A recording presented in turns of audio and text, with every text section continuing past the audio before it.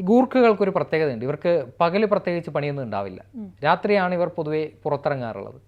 അപ്പോൾ കൊല്ലം നഗരം കേന്ദ്രീകരിച്ചുള്ള ഗൂർഖകളൊക്കെ ഒരു സംഘമായി ജീവിക്കുന്ന ആളുകളാണ്. ഇവർക്ക് പരസ്പരം ഒരു കണക്ഷൻ ഉണ്ടാകും.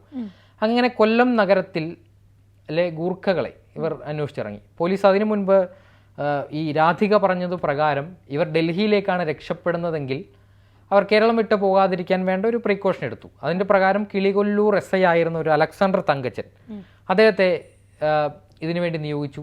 അന്നേരം കൊല്ലത്ത് നിന്ന് ന്യൂഡൽഹിയിലേക്ക് അന്നേ ദിവസം പോകുന്നത് ഒരു കേരള എക്സ്പ്രസ് ആണ്. അത് ഈ ഒരു വിവരം, ഈ രാധികയിൽ നിന്ന് ഈ ഒരു വിവരം അറിയുന്നതിന് മുൻപ് തന്നെ ഈ ഒരു ട്രെയിൻ കൊല്ലം സ്റ്റേഷൻ വിട്ടു പോയിരുന്നു.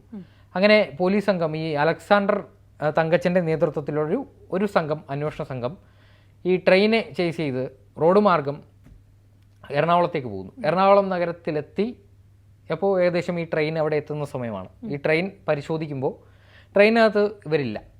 അങ്ങനെ ഇവരെങ്ങോട്ട് പോയി എന്ന് അറിയില്ല. ആ ദിവസം ന്യൂഡൽഹിയിലേക്ക് മറ്റ് ട്രെയിനുകളൊന്നുമില്ല. അങ്ങനെ തിരിച്ചെത്തിയാണ് ഈ ഗൂർഖകളെ കേന്ദ്രീകരിച്ച് അന്വേഷണം നടത്തുന്നത്. അങ്ങനെ അന്വേഷിക്കുമ്പോൾ കുറേ ഗൂർഖകളെ കണ്ടു. അതിലൊരു ഗൂർഖയ്ക്ക് ഈ സന്തോഷിനെ പരിചയമുണ്ടായിരുന്നു. അയാളാണ് സന്തോഷിനെക്കുറിച്ചുള്ള ആദ്യത്തെ വിവരങ്ങൾ പോലീസിന് കൈമാറുന്നത്.